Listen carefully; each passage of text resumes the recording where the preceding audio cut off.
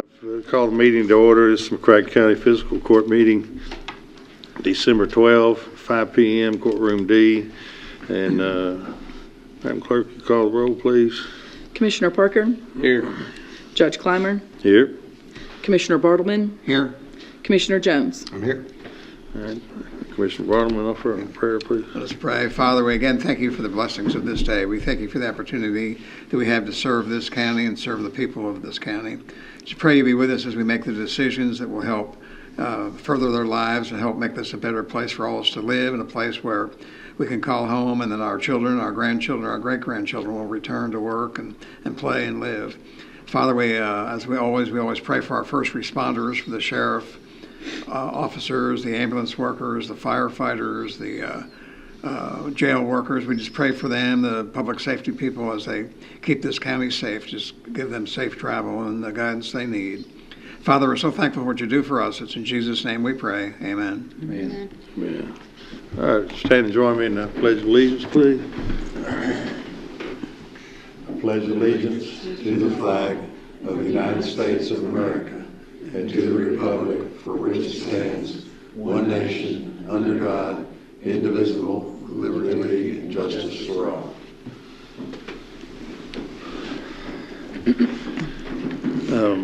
Before we get into the consent agenda, I need to get a motion, please, to move item P on the consent agenda to the public agenda. So moved.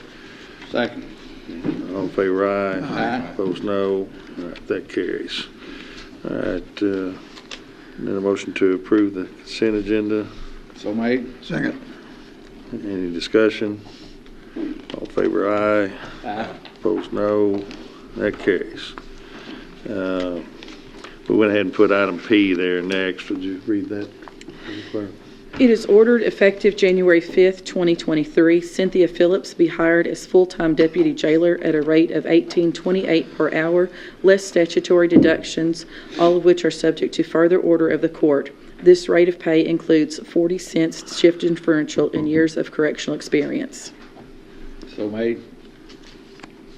A motion to amend is needed to change the 1828 to 1868 in order to include the shift differential listed.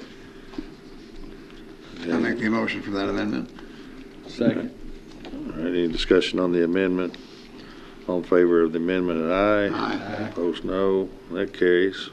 And now as to the motion as amended, So made.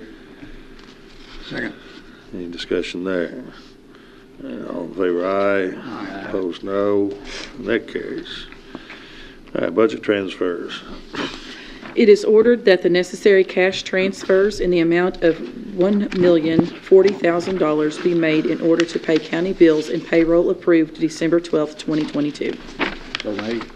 Second. Any discussion? All in favor, aye. Aye. Opposed, no. That carries. Accounts payable.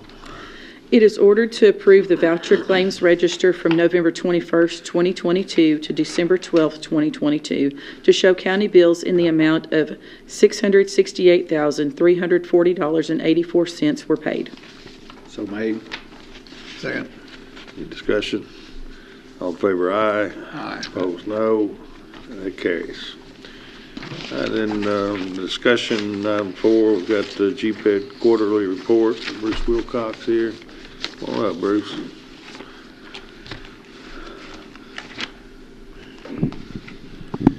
Good evening, Judge Clymer, Commissioners, Sir. Deputy Judge Executives. Thank you to everyone for the opportunity to come speak to you this evening in open session, in public session.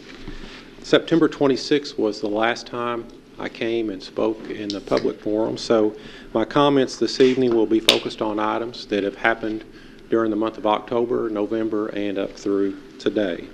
And then I'll have some calendar information for you here at the end of the presentation.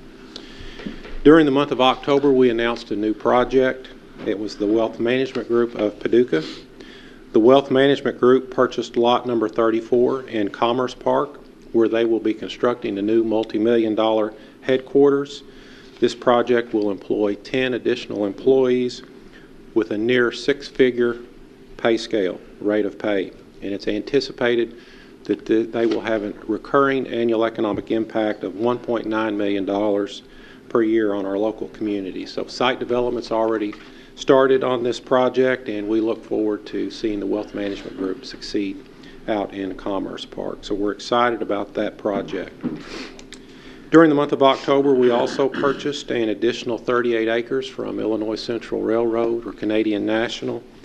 We as a community, through the Paducah-McCracken County Industrial Development Authority, now own approximately 1,000 feet of river frontage, and that's land that's adjacent to the Triple Rail site. And that proves beneficial when we're recruiting companies who need goods transported along the Ohio River and the inland marine waterways. So we're really excited and proud about that accomplishment. We also celebrated with one of our investors, Signet Federal Credit Union, on the grand opening of their headquarters on Pecan Drive. If any of you have not seen that, it's a beautiful facility. I know several of you were there for the opening ceremony. I would encourage you to stop by and see them.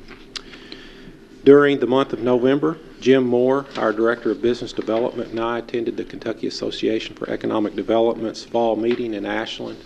The conference or the seminar had a lot of topics relative to economic development, but I'd say the highlight of the meeting was a presentation by Secretary Jeff Knoll, the new Secretary for Economic Development with the Kentucky Cabinet for Economic Development. So we're looking forward to host Secretary Knoll in the coming months here in Paducah, and excited about the work that we're going to be able to do with him.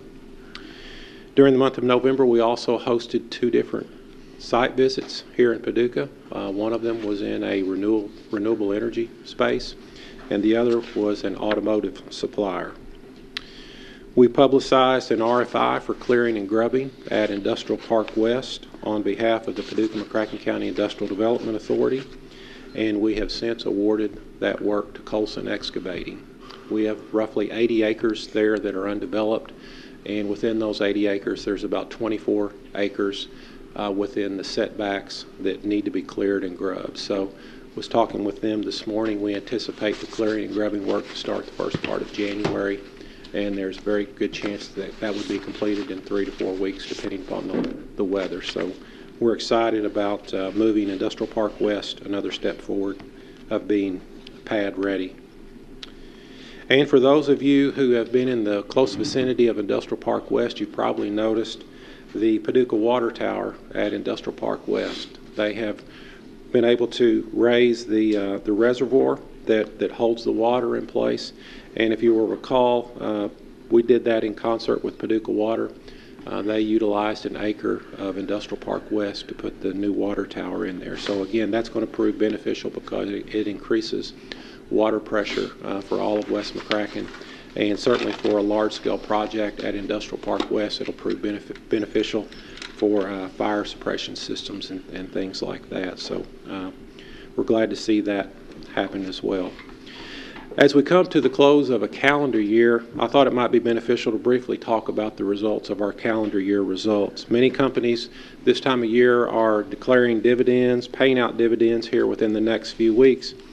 And I thought I would share with you what kind of return the county and the city are getting on their investment with GPED within our organization. So during this calendar year through today, and I preface through today because there's a good chance that we could have one more announcement this year of about 25 jobs or so.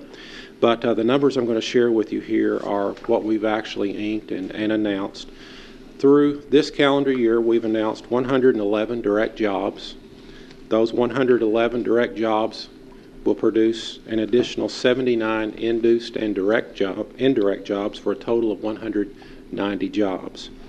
That's almost $94 million in capital investment, and the recurring annual economic impact is $17.2 million. And the way we determine that is utilizing M-Plan software. It's an economic modeling software that measures the economic impact of a project within your community.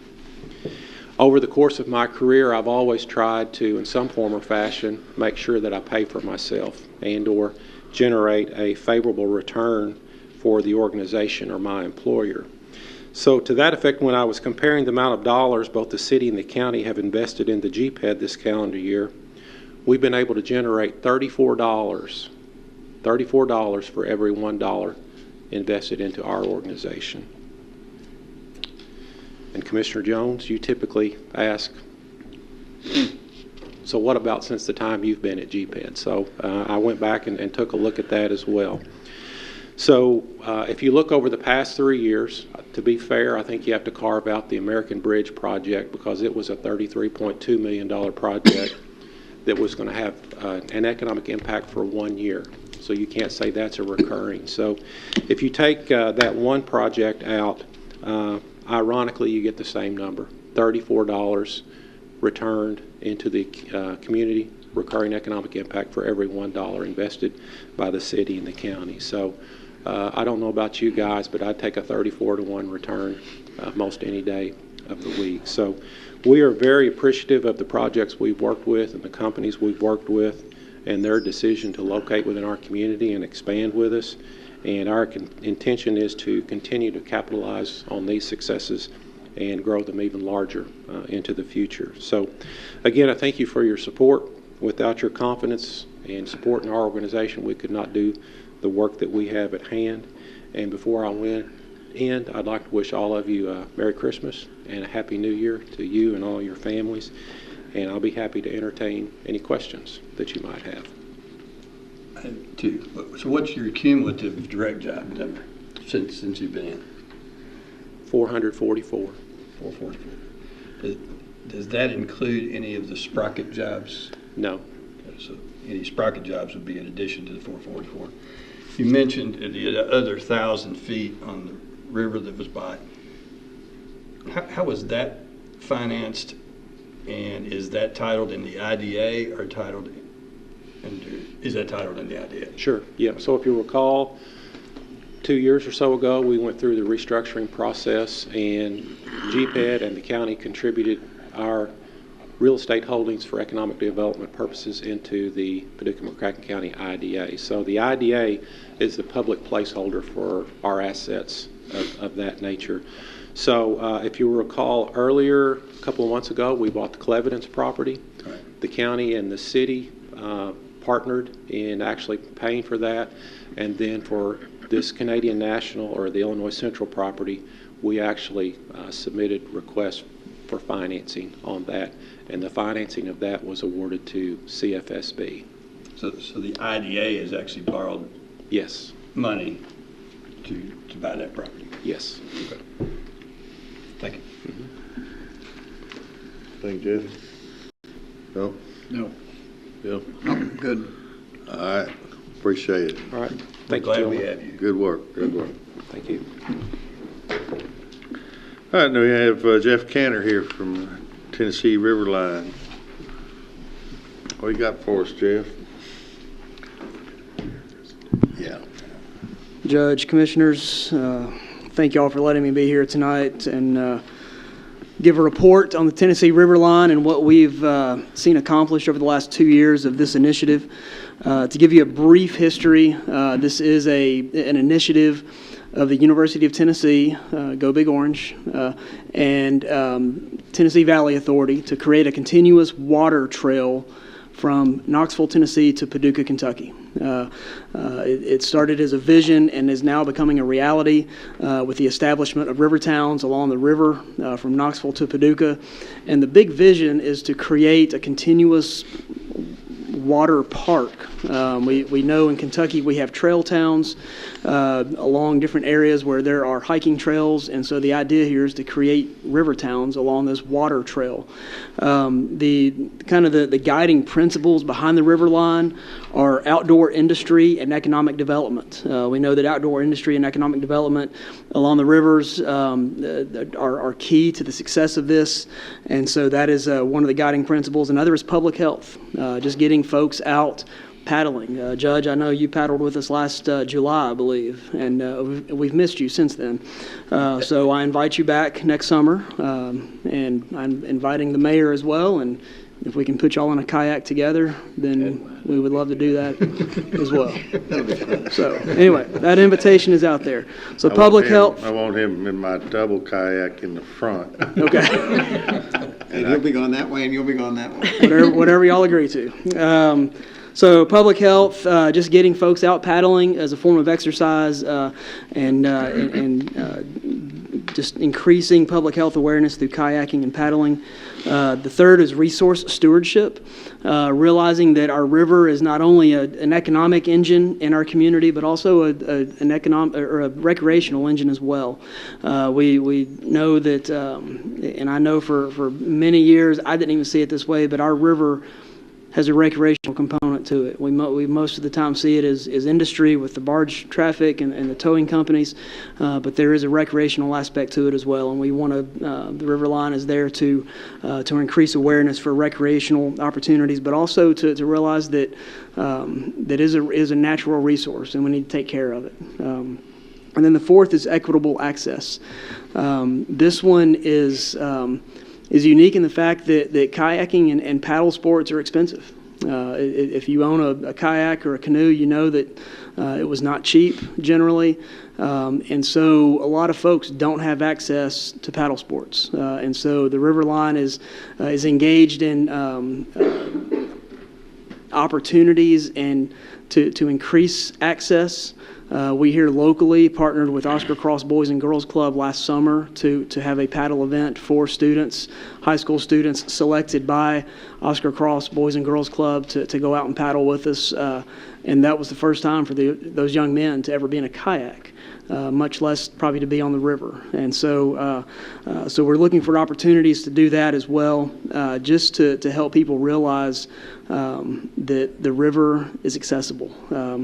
We know that the county has partnered with us greatly in this endeavor over the past 2 years. McCracken County DES has been just a great partner in our paddle events that we've done. We did 4 paddle events last year, and we did 5 this year from June, July, and August of last year, and then June through October of this year. We scheduled 2 additional, and I'll give you some numbers on those here in a minute. But DES has been great, sending out at least 2 rescue boats with us just to be a presence.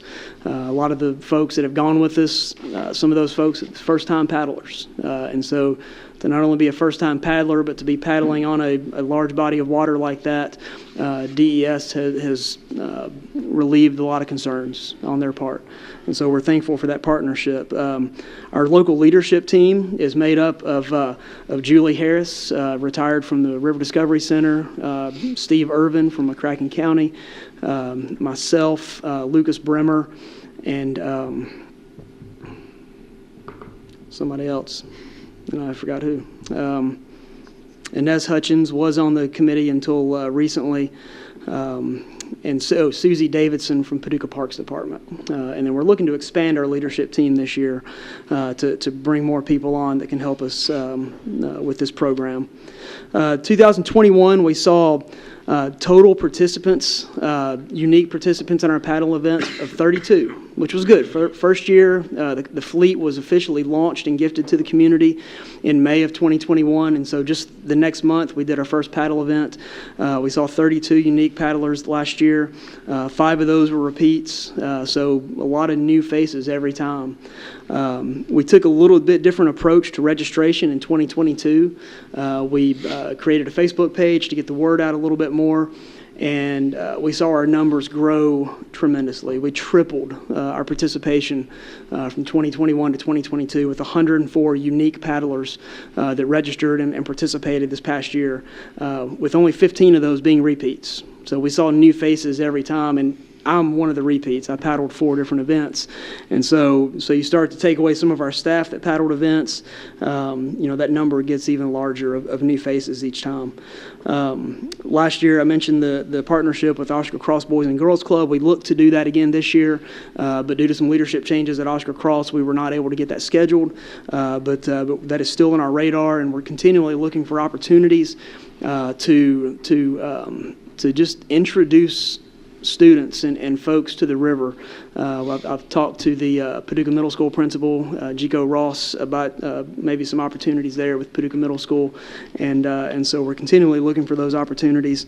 And and just increase the awareness of the Tennessee River Line. And we do thank the county and the city who entered into this joint agreements with the River Discovery Center to be a part of this program. So I would be more than happy to entertain any questions you may have.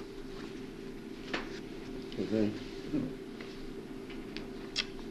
Y'all had paddled the first time, have you? I've not. I've paddled on the dragon boat races before, though. No, did you? This is much less strenuous and relaxing. They're pretty tough. Yeah. You and the mayor do it again, I'll come with you. And I'll film that. Okay. All right. All right. And Riverline has, what, like 10 or 12 kayaks? Yeah, thank you. So part of the Rivertown program was 6 different communities along the river were gifted a fleet of kayaks, made possible by University of Tennessee and TVA.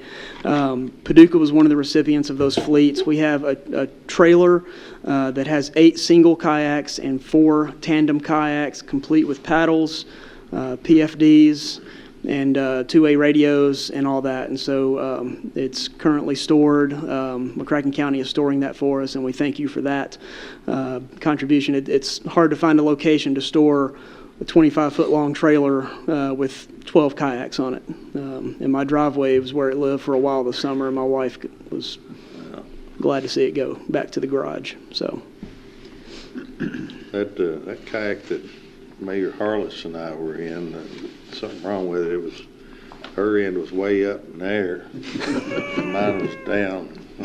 We need to get that looked at. I forgot you did paddle with Mayor Harless. It was what, 2020, I think, early 2021, Yeah, possibly. was, yeah. Yep.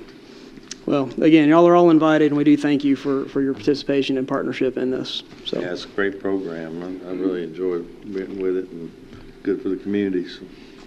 Right. Anything else? I do have just a copy for each of you, some material on the Riverline Economic Impact Study from last year, Yep. and all that. So I'm just going to leave that Okay. with you. All right. Thank you.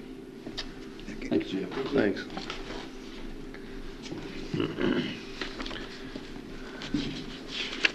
All right, and then we have a item that was tabled from a previous meeting. Madam Clerk. It is ordered that ordinance number 2022-10 that was tabled on November 21st is hereby rescinded in its entirety and will be subsequently replaced with a reconstituted ordinance numbered 2022-12 presented for introduction on December 12th, 2022. So made. Second. Any discussion? All in favor, aye. Aye. Opposed, no. That carries. That's a little later on in the agenda here. Before we get into the court orders, I want to take just a few moments, however long it takes, but we're probably halfway or almost through the meeting here. This is our last meeting of our first term, and I wanted to just... Second term. Your second term, yeah. Excuse me, your second term. Our first term, our first term.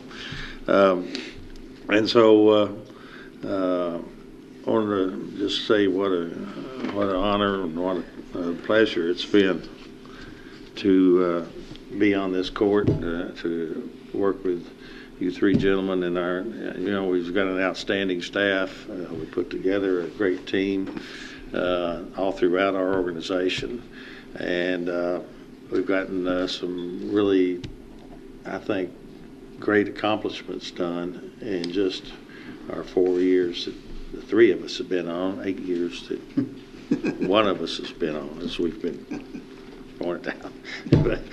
but to be in a position where you can work for and lead your county that you live in, you grew up in, and tend to stay, and that sort of thing, it's just an honor. And I know that we've hard charged for the 4 years that I've been on, and we've turned our finances around from very poor to much stronger. We're in such a better position now, and our reserve is built up now, much greater than it was before.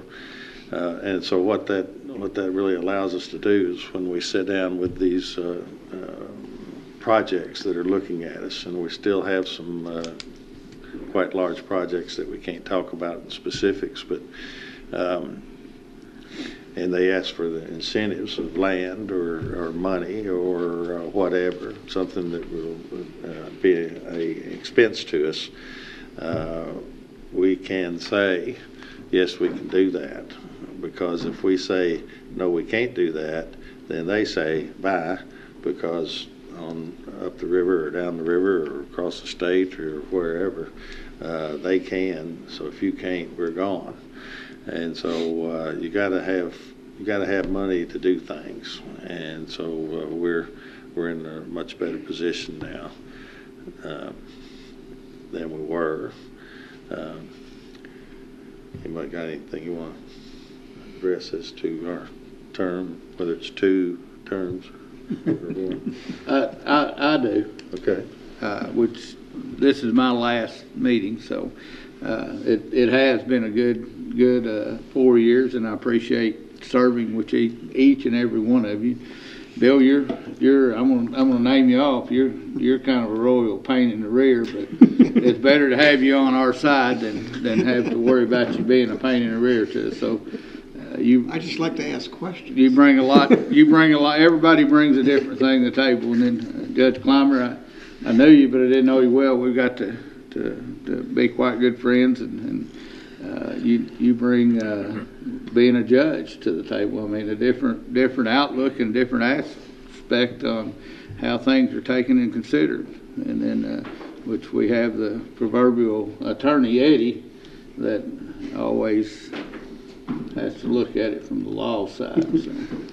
And hopefully, I think myself as kind of the small person and looking out for the common person, and also from a small business aspect. So I don't have a lot to say. I just I charge you guys with continuing to take care of the people of McCracken County, and you're charged to keep it as a sanctuary. And say I'm not a 2A sanctuary, so I'm not going to go into that spiel tonight.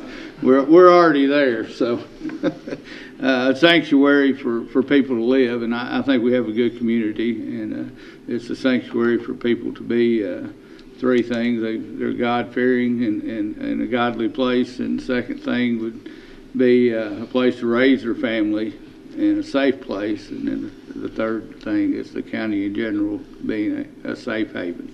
And we're lucky. We're in a niche that we don't have a lot of problems. You see a lot of problems on the news every day, and it doesn't seem like it reaches us, even in major controversies, racism and stuff like that. You don't see it bouncing around here. So I've had a good 4 years, and probably pop up again someplace. So thank you very much.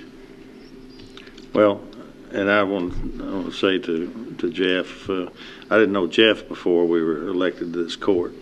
And, it didn't take a few minutes to see your high level of energy and the dedication that you brought to this court and to the benefit of McCracken County. Jeff's worked tirelessly, brought a practical knowledge of business, and having been in the school system before, and that knowledge was great for us to have that in our toolkit.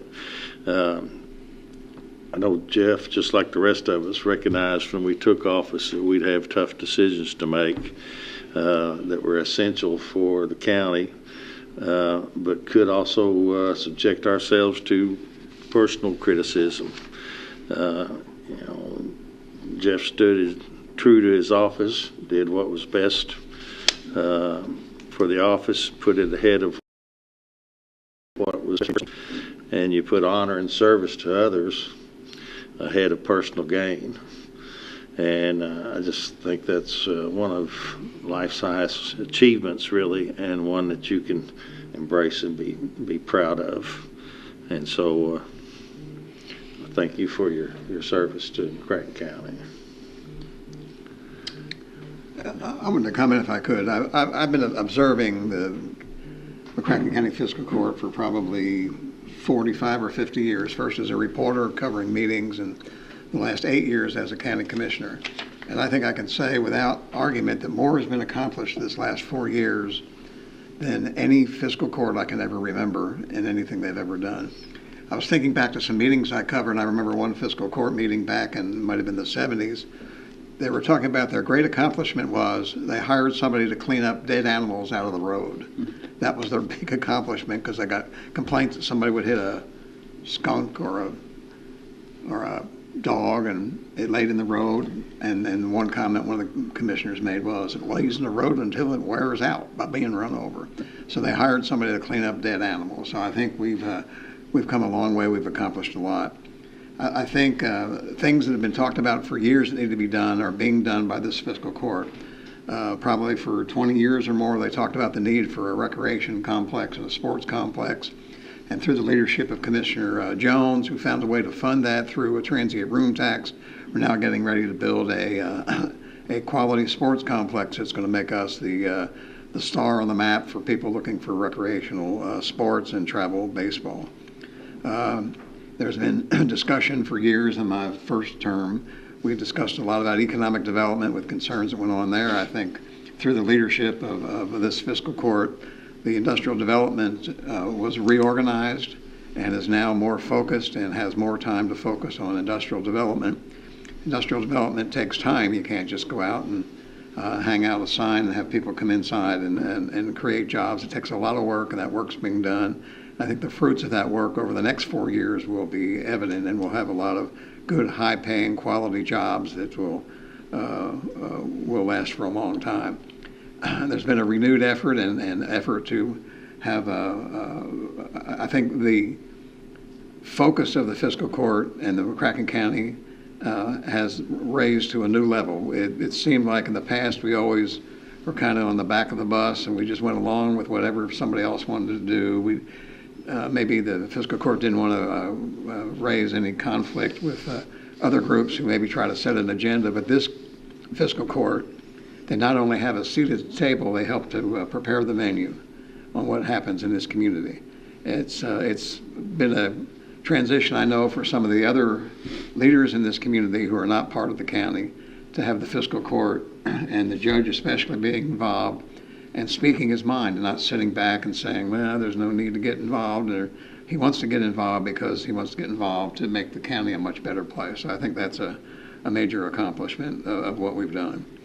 We've worked hard to develop cooperative relationships. It's still a work in process to get that done, again, because I think there's some other community leaders who aren't used to the county and the county officials speaking up and being involved and trying to set the agenda. So, we have a great organization, the Chamber of Commerce, that prepares an agenda every year for the legislature and others. And we're now adding to that agenda for things that we need to be done. I think we still face some challenges. I think we have to find a way to get the city to cooperate with us regarding annexation. I think that's a major issue. The city wants us to cooperate and pay half of a lot of projects that go on, but while we're making commitments to pay half of some of those projects, they're taking away our economic growth by annexing property and taking away our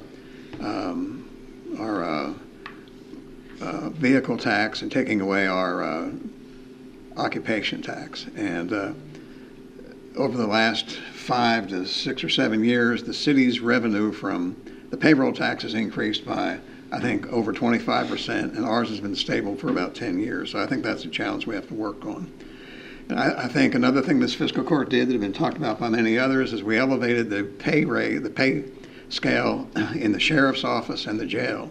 Our number one priority for any government agency is public protection.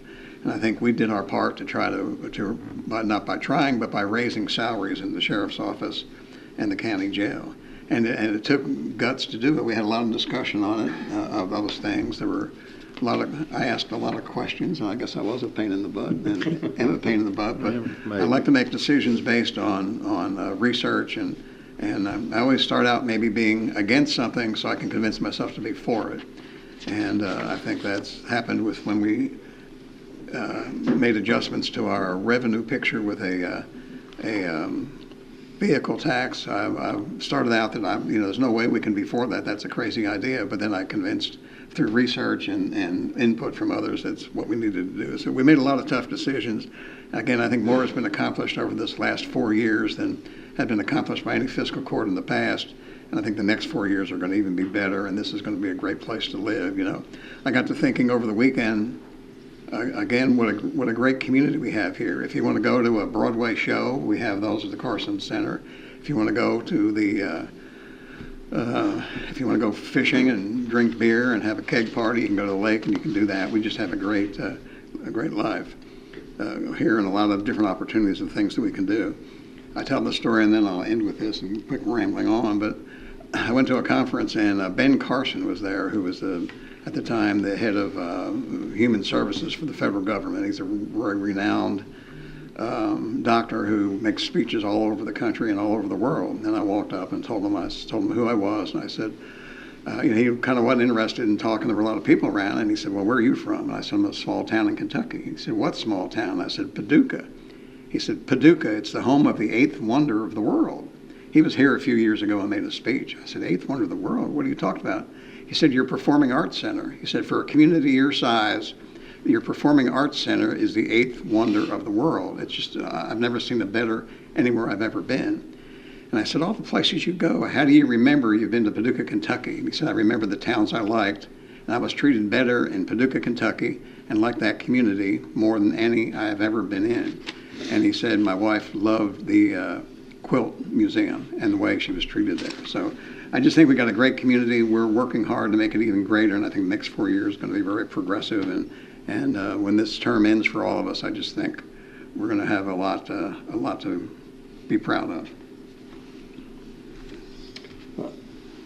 I do want to say, Jeff, you mentioned this is your last meeting. You and I were friends before we started, but I think if you looked at our cell phone records, you'd see that you and I have talked to each other just about every day for the last 4 years. Pretty much. And you've been a wonderful and a good public servant. You've taken your job very seriously, and you've had to, just because of where you landed in time, you had to take some tough votes. And I want to echo the judge's comments. Thank you for taking those tough votes. Our community is better. Our future is brighter because you took those tough votes. We gathered, you remember when we came to your house for breakfast 4 years ago? We weren't in office yet, so we could all meet. We didn't have Steve Doolittle yet. We didn't have Steve Urban yet. Pam, I think you were. Yeah, We just had you. We just met you. I think the prior term had hired you. But I just remember that breakfast, and we sat there, and the things that we were trying to dream up and think about, and things that were just literally dreams at that time. We just discovered that we were broke. But we were close to discover. I'm not sure we knew it yet, but we were about to discover we were broke. But we were dreaming about an airport terminal. We were dreaming about sports tourism. We knew, because I think we both campaigned, we knew the deputy jailers needed higher pay. Sprocket was something we didn't even know about, and we knew we wanted to do something different with economic development. And tonight we've heard during those 4 years we've gotten almost 500 jobs when you add Sprocket and economic development. You've been part of that, Jeff. Those are the things that have happened during your term, and you've done your county well. So thank you. And then we just happen to have a little something to present to Mr. Parker. Y'all join me around front of the table here, and let's get us the obligatory photograph.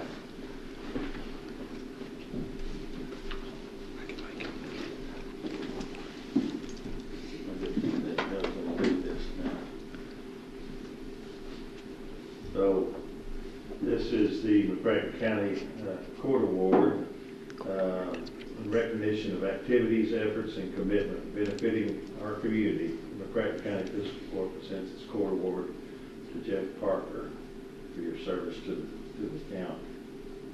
Thank you very much. Appreciate you. Get in here, Bill. You always want to.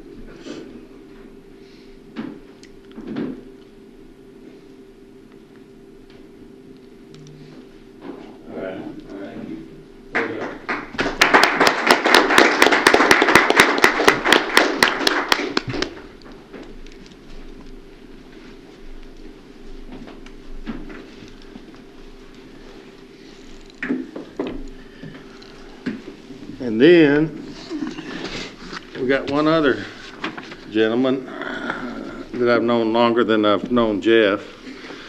Our county attorney decided a couple of years ago that he wanted to start a law practice, and he wanted to end his public service. So he had, I think, Sam, you've been county attorney since 14, I think, 2014, and then 8 or 10 years before that. Is that right? Assistant. 16 years I've been a prosecutor. Okay. Which have been general counsel for the county. Okay. And of course, the three people at home watching this don't know maybe that Sam's my son. But you know, as a county attorney, you can do what's safe and expedient.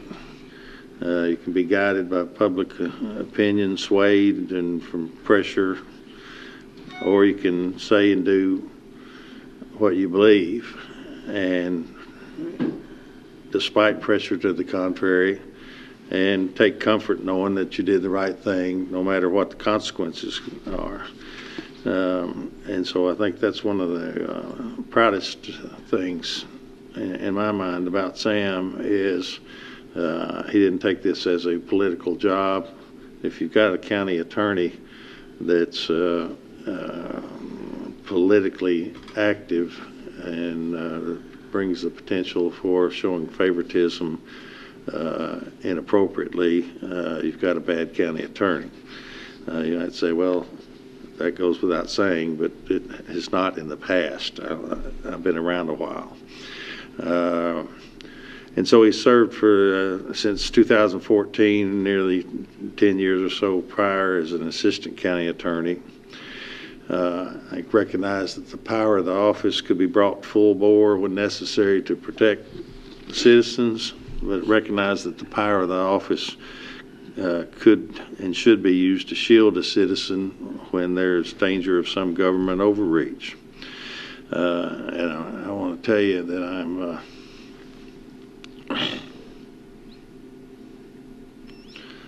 I'm proud of the work you've done. I'm proud of the man you've become and the standards that you've upheld as our county attorney.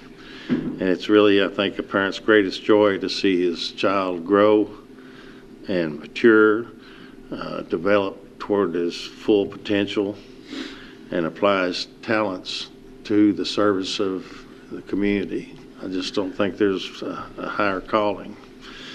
And so it's been my honor as elected leader of McCracken County to work with you and to thank you on behalf of all our 70,000 plus citizens in the city and out of for your high level of service that's consistently delivered over the years.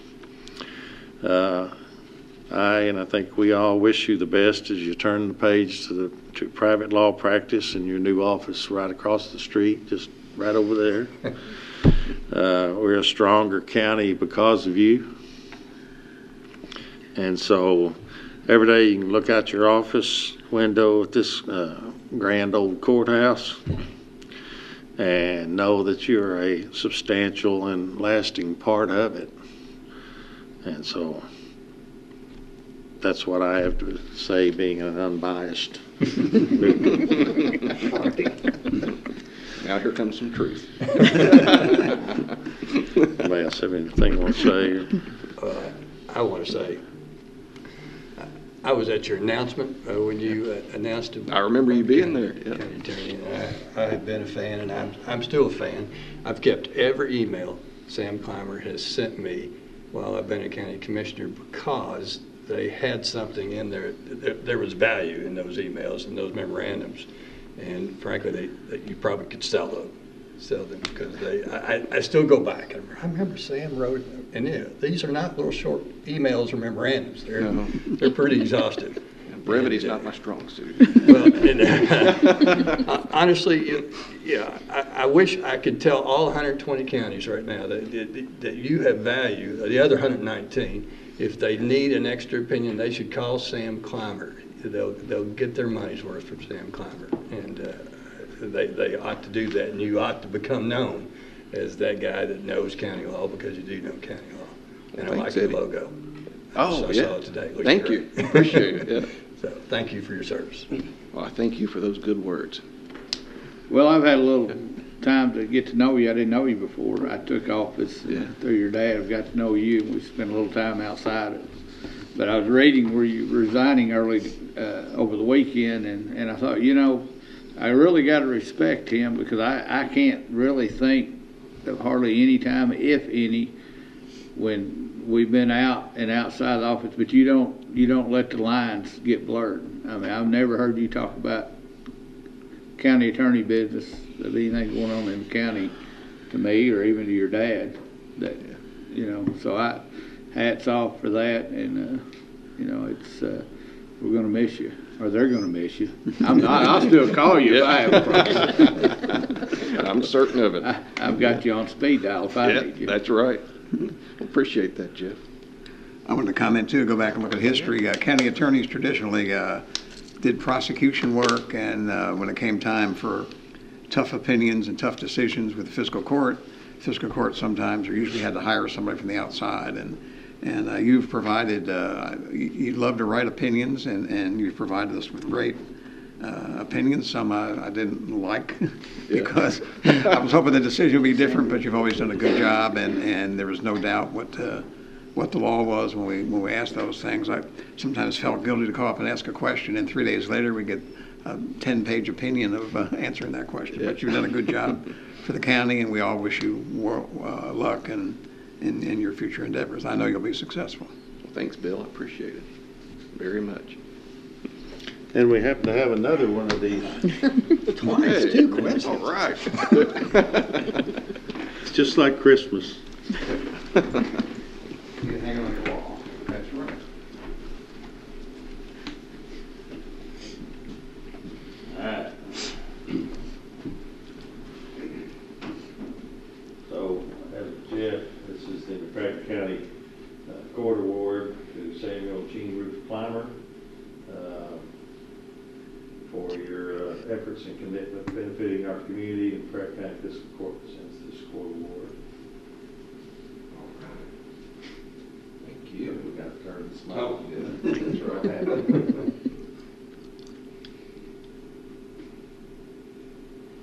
It's hard to smile that long. Thank you. Thank you. And I'll put a hug on. Oh, yeah. Of course.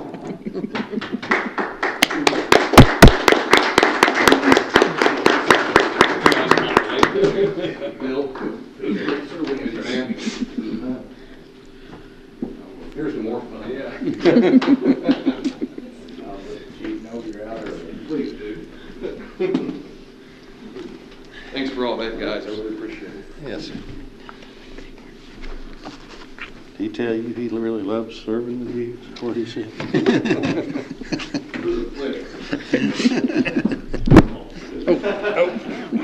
All right.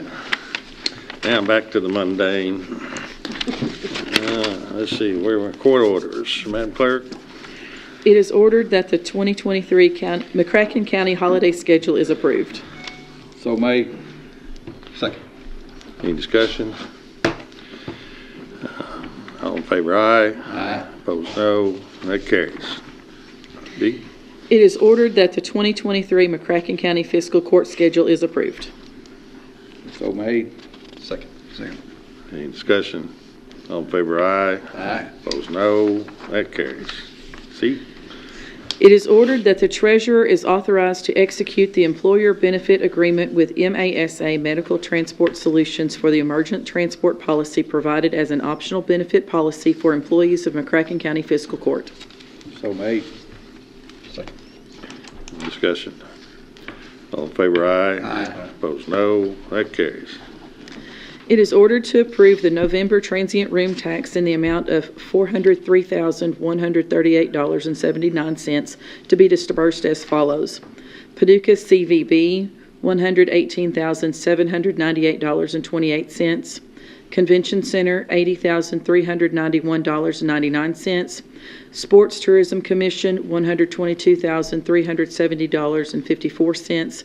Escrow Fund, $81,577.98. So moved. Second. Discussion. That's good and healthy. All in favor, aye. Aye. Opposed, no. That carries. E. It is ordered to pay the invoice dated November 18th, 2022 to Barkley Regional Airport Authority for the new terminal art expenses in the amount of $15,000. This amount is one half of the total invoice of $30,000 and is pursuant to the interlocal cooperation agreement dated August 28th, 2021 between City of Paducah, Kentucky and the County of McCracken County, Kentucky and the Barkley Regional Airport Authority. So made. Second. Discussion. All in favor, aye. Aye. Opposed, no. No. One vote, no. I vote aye. That carries. Anything, any comment or just no? I You don't have to, of No, course. I mean, I just don't think that we should be spending that much money, the taxpayers' money, for artwork. I mean, we spent a lot last time, more this time, and it's just that I think artwork is not part of what we should have to pay for. There should have been a way to fund that in some other means. All right, F. It is ordered to pay the invoice dated November 25th, 2022 to BFW for Sports Complex Project in the amount of $15,300.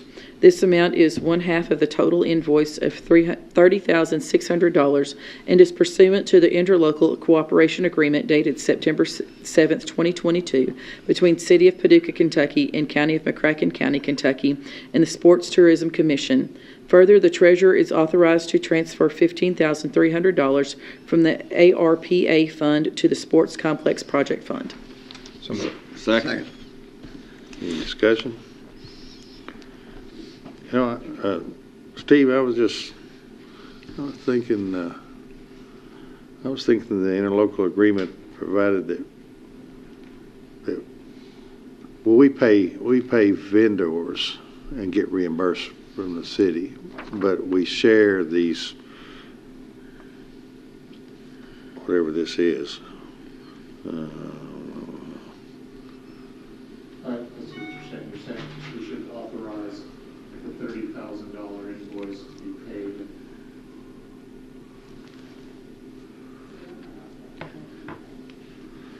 This authorizes us to pay half of the total invoice. Is this something outside of the ILA? My recollection was we're the payor. I think that's a good catch, Judge. The wording maybe needs to be clarified that we are paying $30,600 and our half is $15,300 because we'll get the other. I think we've already invoiced and probably received the money from the city.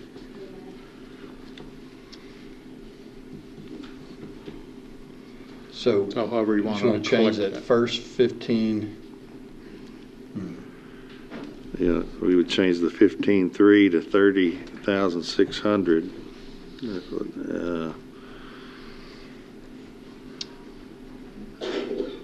To be reimbursed by the city for one half of that amount. Do you still need to transfer? Do you need to transfer 15.3 from Yeah. ARPA? Yeah, we still All need right. to transfer. Yep. So just 15.3 is all we need from ARPA. Yeah. Yep. Okay. So the only real change we got to do is that first 15.3, make it 30,600. Well, it doesn't need to say this amount Oh, is one that's right. half. So this amount. I think we can just take out the first part of the second sentence that said this amount is one half of the total invoice. Yeah, you could just simply say this invoice of 30 is pursuant to the interlocal. Yeah. Okay. So you want all that in the form of an amendment? Yes, please. All right. I move that we delete the first 15,300 following with the words this amount is one half of the total and substitute therefore the figure 30,600. Yeah, take out the next. This amount is one half. Second. Yeah, I took those words out. Okay. So, I mean, is that sufficient, we think? Or it doesn't say anything about being reimbursed.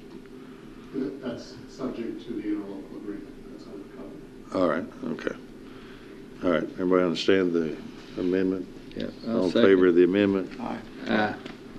All right, and then that carries, and then the order as amended, motion to approve that. So made. Second. Any discussion there? All in favor, aye. Aye. Opposed, no. That carries. All right. G? It is ordered that a refund was made to the McCracken County Jail on December 1st, 2022 in the amount of $568.26 for a check incorrectly deposited into the general account. So moved. Second. Discussion? All in favor, aye. Aye. Opposed, no. That carries. H? It is ordered that $150,000 be added to the Sheriff's fiscal year 23 budget. These funds will come from the general contingency account and be dispersed among the following: 18-5015-481 uniforms, 18-5015-739 new equipment, 18-5015-443 vehicle maintenance, 18-5015-178 overtime. so moved. Second. Any discussion? All in favor, aye. Opposed, no. That carries. Aye?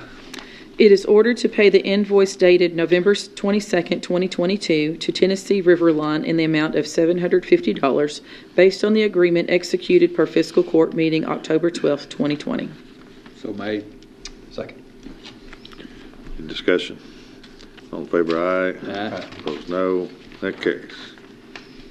It is ordered that the Industrial Development Authority be paid $72,500, same being 50% of the cost of clearing and grubbing of land in Industrial Park West. It further ordered that the treasurer pay this sum from Economic Assistance Fund. So So made. moved. Second. Any discussion? I just want to make one brief point that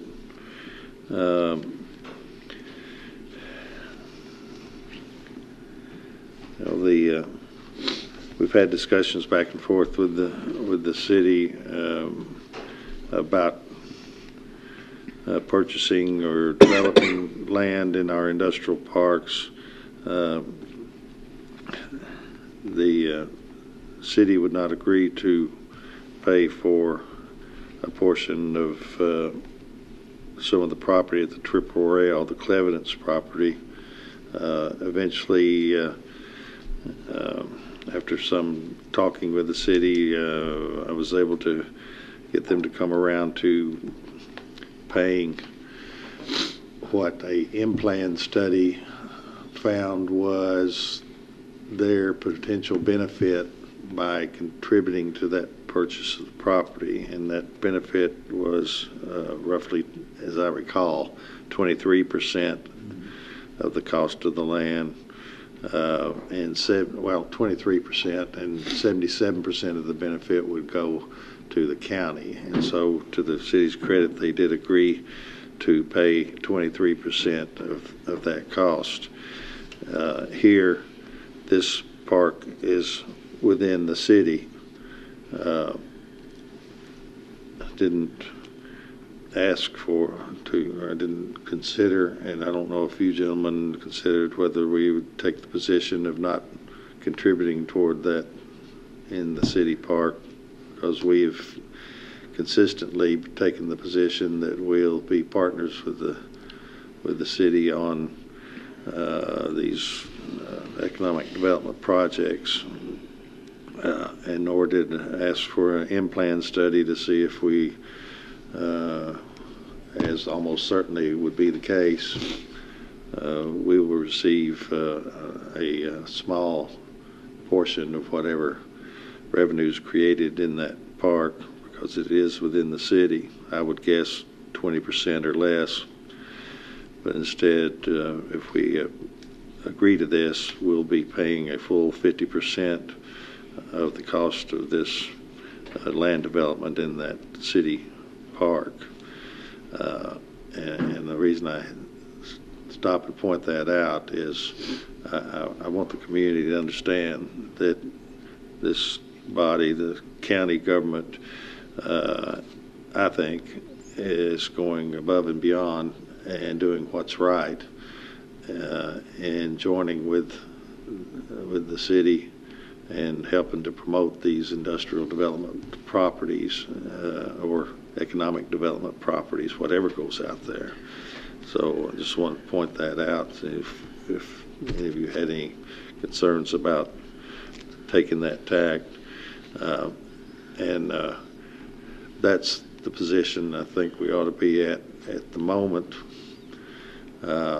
But as we're going to talk about more and more about the annexation as the city takes our property, and just as we are going forward with trying to cooperate and promoting a city industrial park, because it will benefit to some extent the county and of course the cities within the county.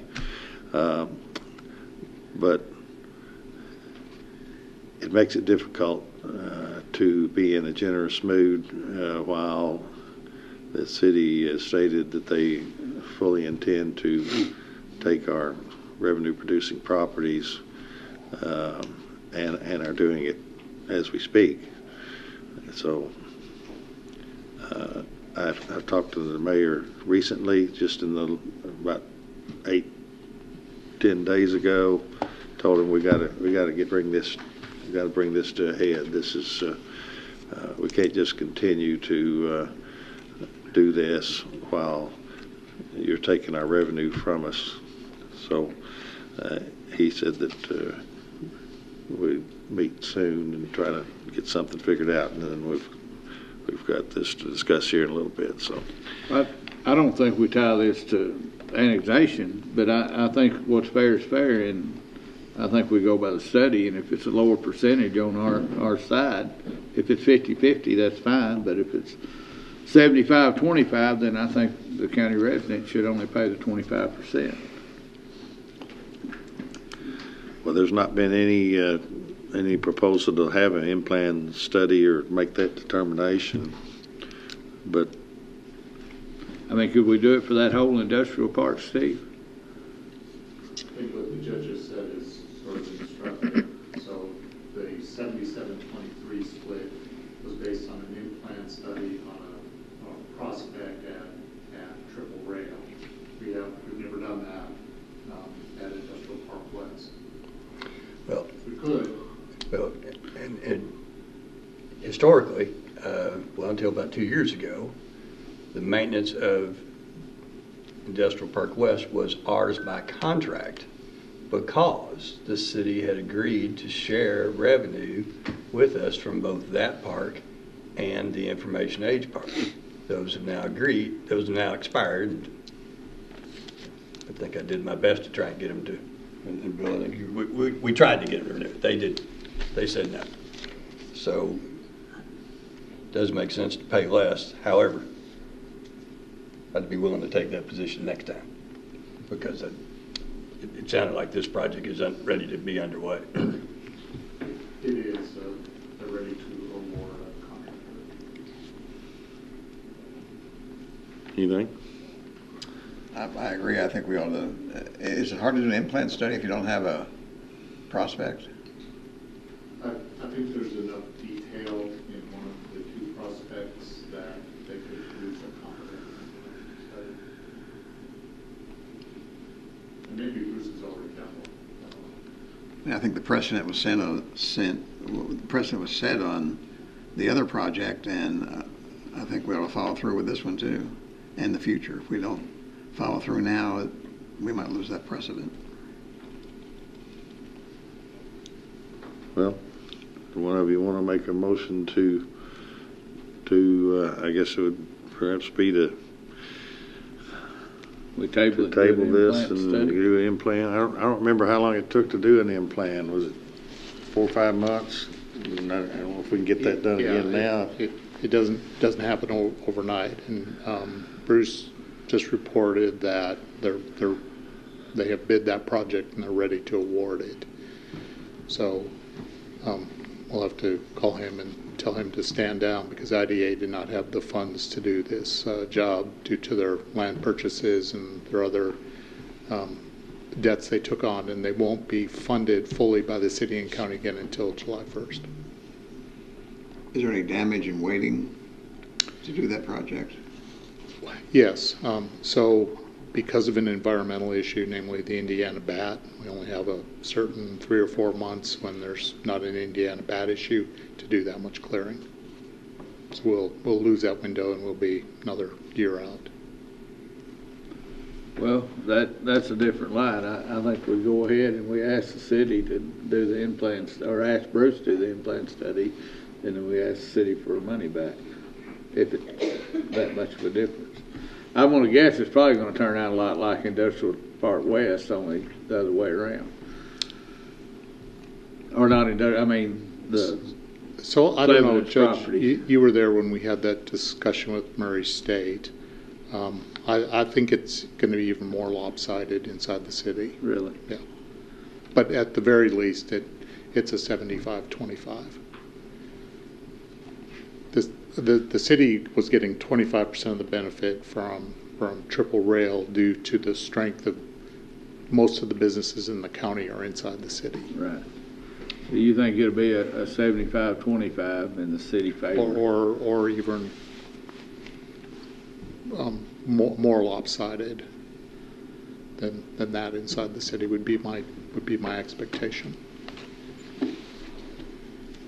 Because what the thing the implant study looks at is not only, so it makes a guess at the services, from the capital impact and the ongoing operating impact, but also looks at the geography of the services that a company locating there would receive, and it assigns values geographically to jurisdictions, and so for that reason, I believe it'd be at least 75 in the city, if not higher. Well, I kind of feel like we're at the cusp of needing to get this done, and perhaps we go forward with this, but there'll be other opportunities, many coming, I think, in the future. And I wouldn't be too concerned about the precedent of not doing an implant. We've had this discussion. It's on the record that we have that concern. And I think if the city were to announce that they would modify their what do they call it, master plan, and no longer try to annex at least 6 of our properties a year, that we could just go right forward with joining on these things. But I hate to put the IDA and GPED in a bind on having to pull out of that contract, not get that work done. We want to get it done over the winter because we've got people sitting idle, equipment sitting idle. It's I think it can be done fairly quickly, and we're hoping for prospects to come along. Who knows? Next week somebody comes along and interested in building something there, but We gotta wait for the bat. The Indiana bats are in the way. yeah. Well, I'll stand down then for one time, for the bat's sake. All right. Any other discussion? See, I think we're to the vote on this one. Yeah. Yeah. All in favor, aye. Aye. Opposed, no. That carries. Okay. It is ordered that bids for a used SUV were opened on Friday, December 9th, 2022 at 10:45 a.m. Bids were received from Royal Oak Chevrolet and Allen Auto Sales. All bids were taken under advisement. So made.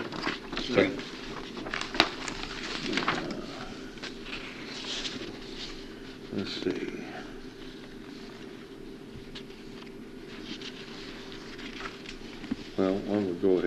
jump to, there's the order following that. And read, Madam Clerk, under the late orders, that third one that coincides with the bid. We don't need to vote on the K. Oh, did I not? We need to vote. Okay. Well, was there I second it. we have a motion second? Any discussion? All in favor, aye. Aye. Opposed, no. That carries. All right. Now to the late orders, because we weren't able to get this together until this morning. That third one. Okay. It is ordered that bid for one used 2021 Chevrolet Tahoe for use in the Judge Executive's office be awarded to Allen Auto Sales of Paducah on the basis of best evaluated bid. It is further ordered the treasurer is authorized to pay Allen Auto Sales the total of $68,500. So made. Second. Any discussion? All in favor, aye. Aye. Opposed, no. That carries. Now we got some of these other, the other late orders there. It is ordered that Sam Clymer will resign from his position as county attorney effective December 16th, 2022. Somebody else has to make that motion. Yeah, what if we didn't? Yeah, I'm not making the motion. Somebody else has to.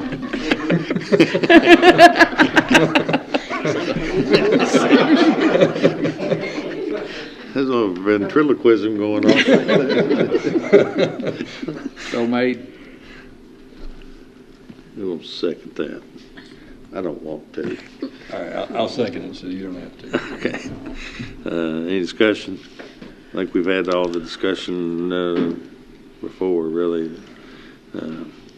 I would say this, I left out when pontificated earlier, but another thing that I want to point out is that Sam has worked with our incoming county attorney, Cade Foster, for, I don't know, probably close to a year.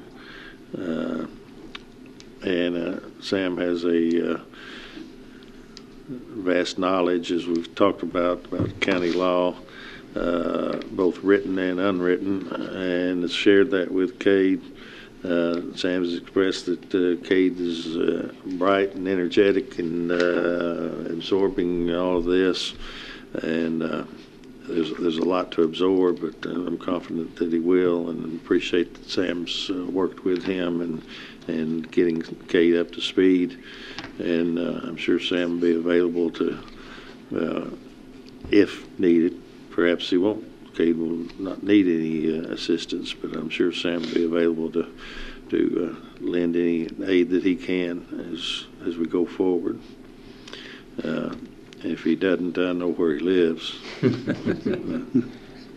that's true, and I will tell you that I'm very impressed with Kate, just as you said. You guys are going to be in good hands, for sure. All right, that's great. All right, all in favor, aye. Aye. Opposed, no. That carries. It is ordered to establish a record of the executive order appointing Cade Foster as the county attorney effective December 17th, 2022. So made. Second. So is there a bad trial happening at the end of December you were trying to get out of? I just need to get the phones, the email, everything going over there, that's it.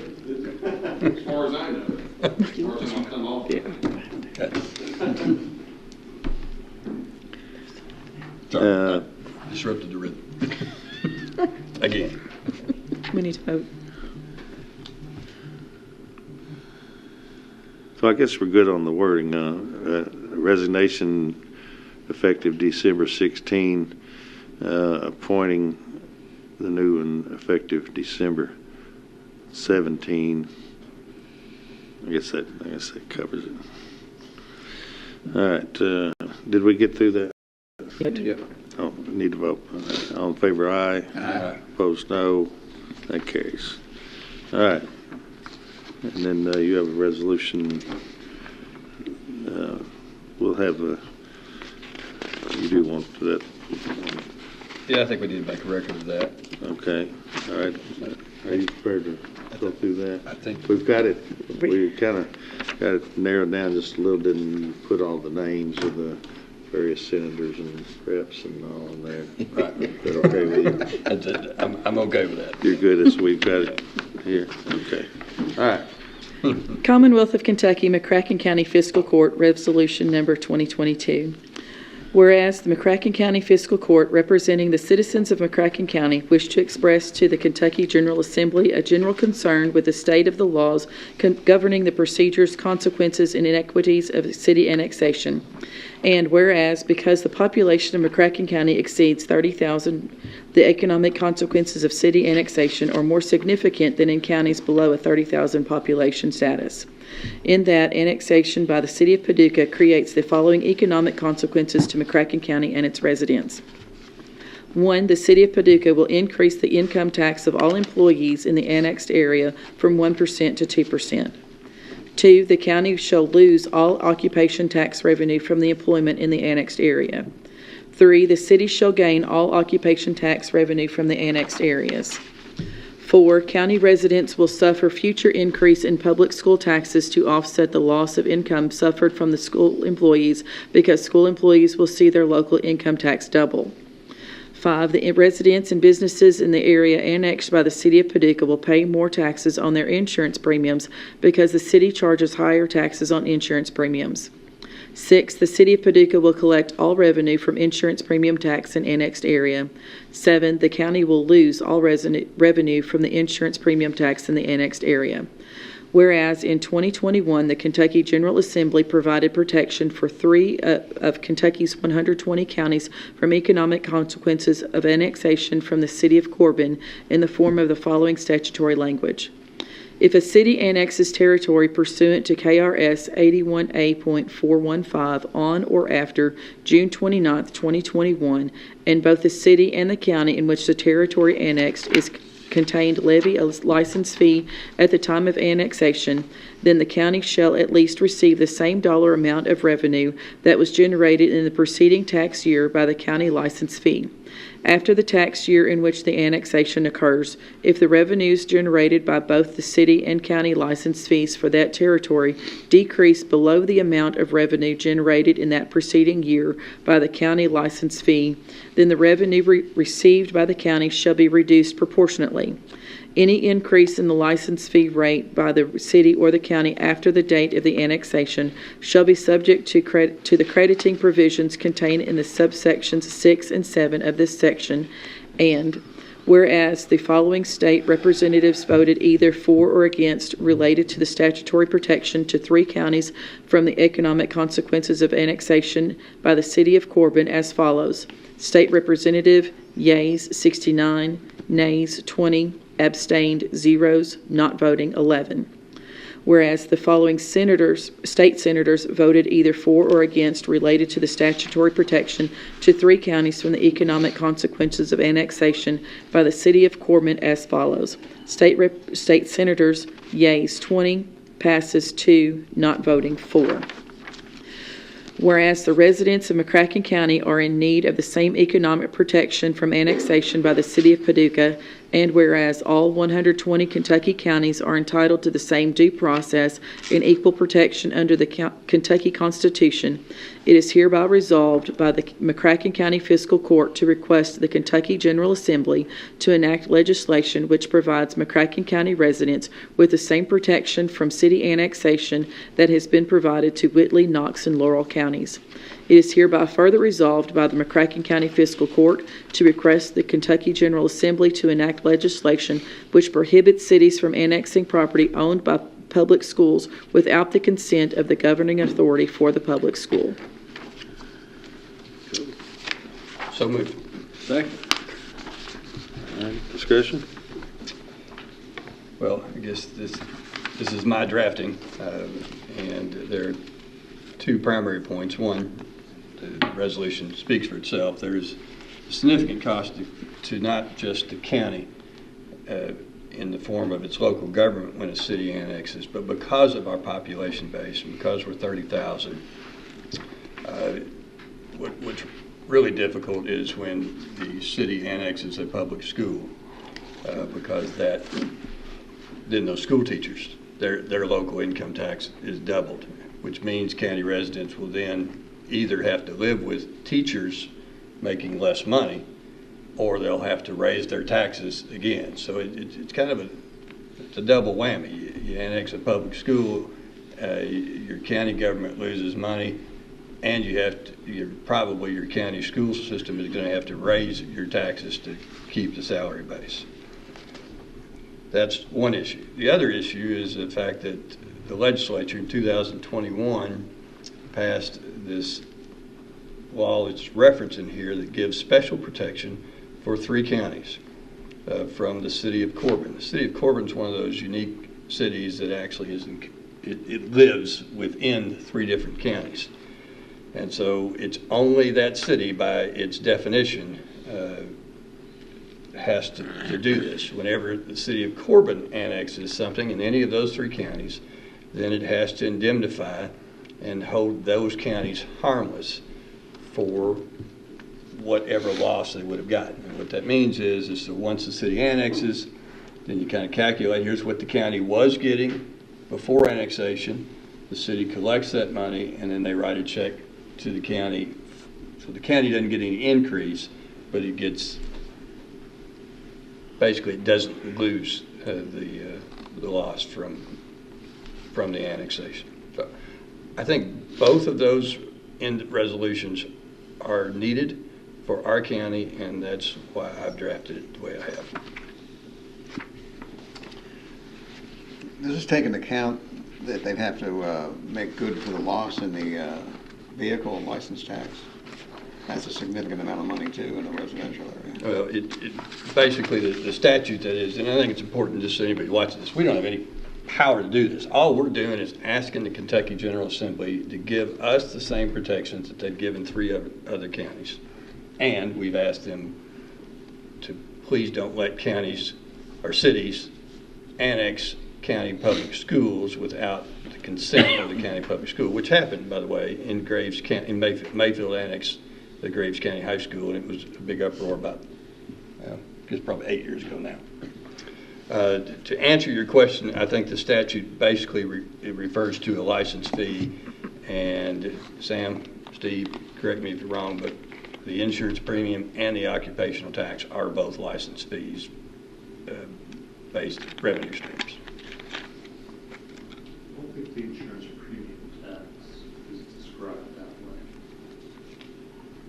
Well, they operate somewhat the same with regard to, we would collect in the city of our tax forfeiters in the cities.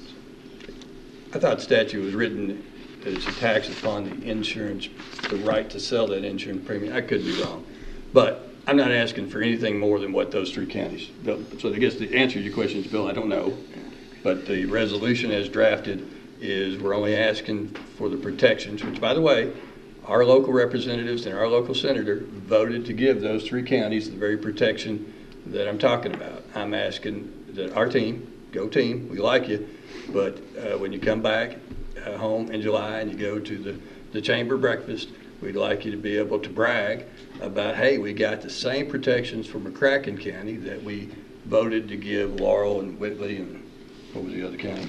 Knox County. That we've gone up there and we fought the fight and we convinced everybody to give you guys the same protection. So we're on your side, guys. Good luck.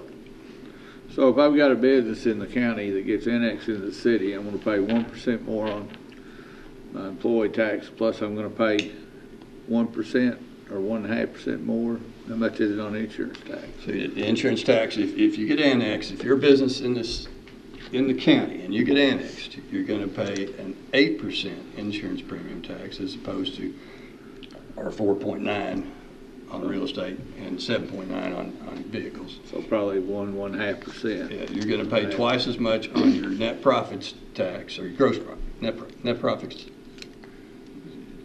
No, the county has, we have 1% on net. Yeah. The city taxes gross. Gross, that's right. So instead of paying a share of your net, you're going to pay 2% of your gross. No, not 2%. It's Probably 1.5. adjusted by industry. All right. All right. I'm not sure what you pay. You just pay more. That surprised me. Someone like Menards is going to pay quite a bit more. I mean, a lot. when they take into consideration their insurance tax, their payroll tax, and their revenue tax. But if you're a teacher at any county public school and you get annexed, we know you're local, you're going to, instead of paying 1% occupational tax, you'll be paying 2%.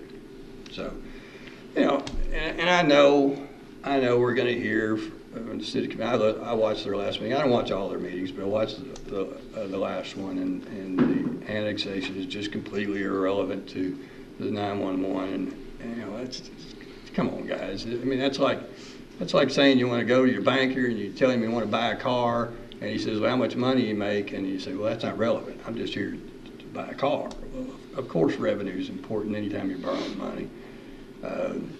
So there are some things we could live with. There are, in the larger scheme of annexation and 911, there are some things behind door number 3 I think the city ought to ask to see, well, what are you thinking about in terms of negotiation? But one of the things this commissioner really, really wants to see this city agree to is I want to see this city agree that they will not annex any county public school property without the consent of the school board.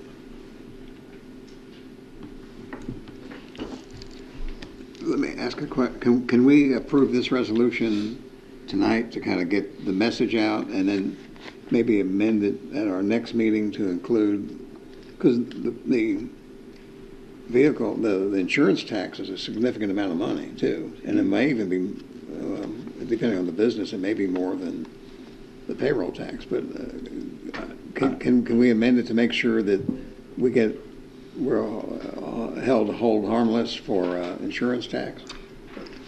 Sure. I mean, I'm not. I just feel like, we have a local legislative advocacy program, and that's Chamber of Commerce. This is an area that they don't need to get involved in. They shouldn't get involved in advocacy for the city or for the county when it comes to annexation. So we've got to take our position, and if we don't take position, which is what's happened, is counties have failed to take positions on this and failed to really educate their representatives and senators, which is why 3 counties have protection we don't. So I don't care if we table, it's not going to offend me if we table this and work on it. There are a couple things I'd probably make it in it too if I had 2 more weeks to go.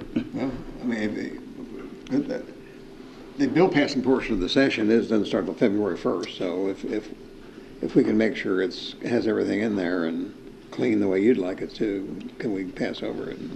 I just wanted it out on the street. I know the Chamber of Commerce is going to have some meetings. I just wanted it out on the street early enough so that, other counties might join us and Hannah might write about it. Well, and so I just saw, in fact, I think you just finished the draft this morning. And so I did, yeah. I've been rather covered up and wasn't able to really study it. Was able to read it one time, but have the same questions. Would this cover the insurance tax loss that would have to be shared or not? I don't know if that was a situation in Corbin, if that was a factor there or not. But also, as a mediator, I'm always hesitant to look at, this could be very good. What would be even better would be if the city would just say, you know what, the county working with the city is more valuable to us than us going around and picking money from the county ever so often and expecting the county to ignore that and just share in costs. So let's do away with annexation completely. I don't know if they could find themselves in that position or not. I did hear the fire chief in the city's last meeting say that in this study about fire departments, they were going to look into annexation opportunities. And so there's that. There's also the fact that, and if we were to do this, I think I would like to put this point in the resolution, if we decide we want to do it, is that as the city is annexing property currently, not only are they taking it from the county and putting it in their own pocket, but they are taking it from the county and doing away with it completely. The entire community goes without that revenue for 5 years, because that's the city's incentive to businesses. If you will agree to being annexed into the city, you won't pay any of this tax for 5 years. So it's not just coming from us, it's withdrawing it from the community entirely. At the end of the 5 years, then the city starts recovering that revenue, and as we said, at a much greater rate than we did.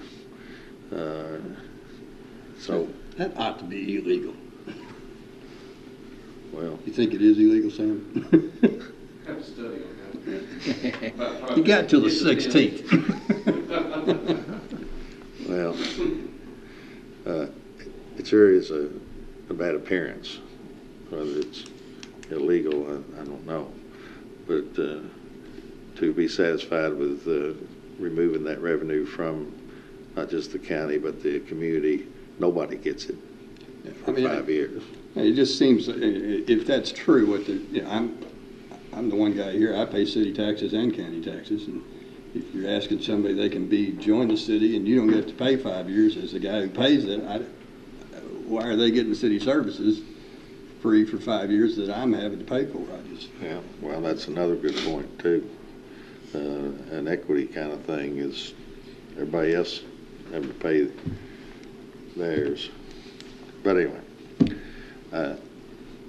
unless there is some real need to get that done tonight, I think we could be smarter about it if we studied on it and brought it back to the next commission meeting or one thereafter. But in 2 weeks we can have this figured out a little bit. I think.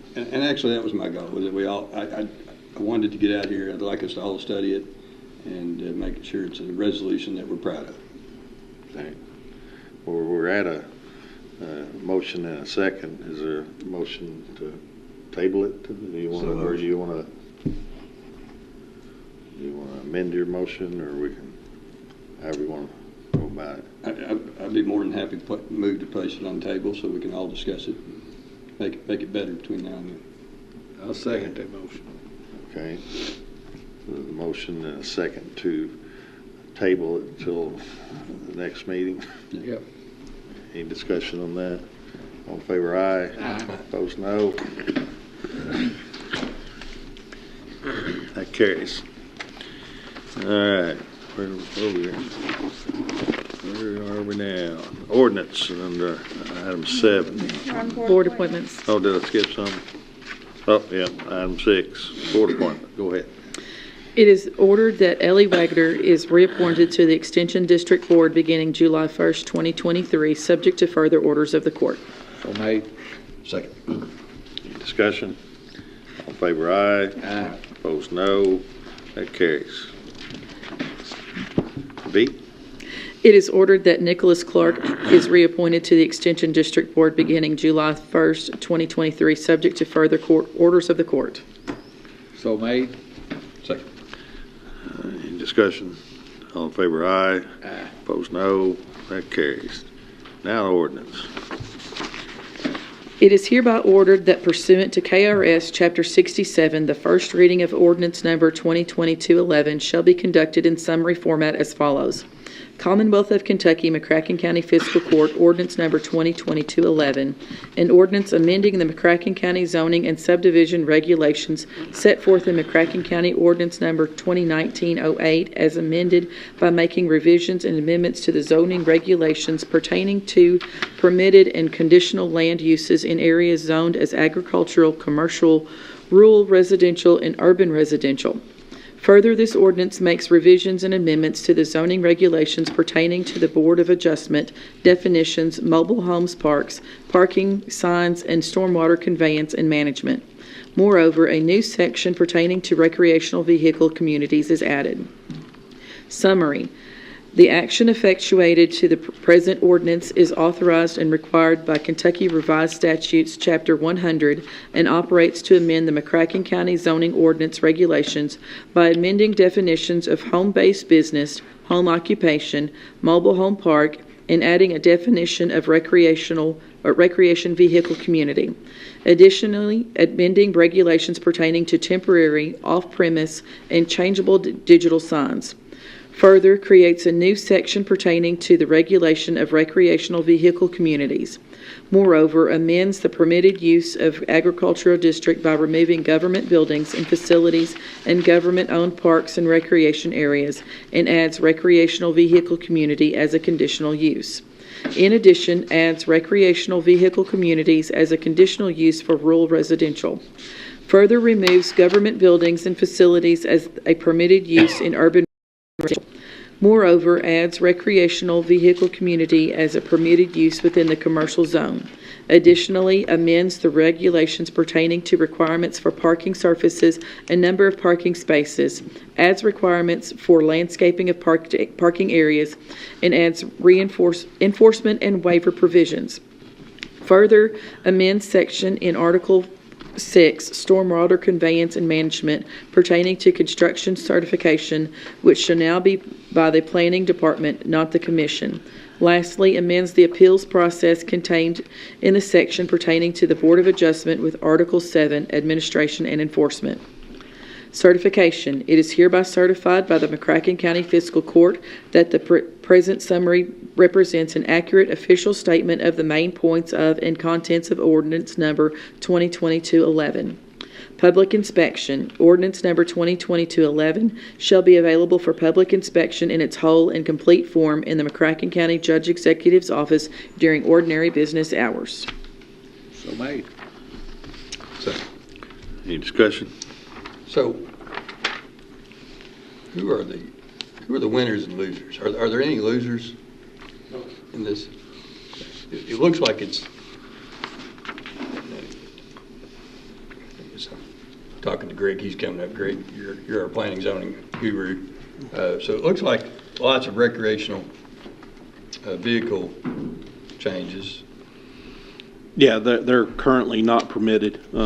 Our ordinance is, as we've gone over before, it's a permissive ordinance, so if something's not listed, it's not allowed.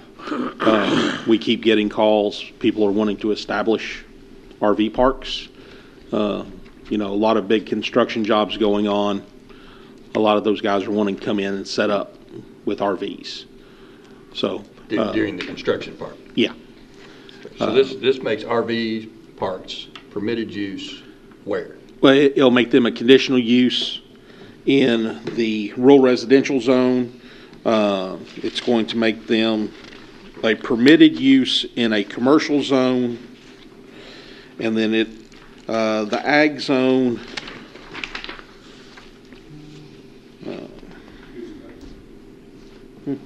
condition, permitted in that, yeah. Events. So they're permitted. Yeah, so permitted in the ag zone, permitted in the commercial district, and then as a conditional use in the rural residential district. Any applications pending now that will be affected by this change? No, I know individuals that want to apply. They're waiting on this. They can't apply until this goes through. Okay. And then I noticed that we're removing government buildings as a permitted use in urban residential. There's a very good reason for that. We're taking it out of the ordinance completely. Government buildings are, courts have held, they are exempt from zoning regulations. So when you actually list them as a permitted use, there's another concept called a similar use. So somebody else come in and say, well, if the county can open a civic center here, why can't I?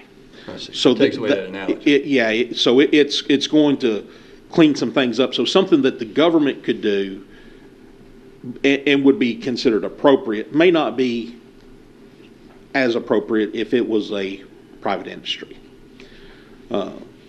So that's the purpose.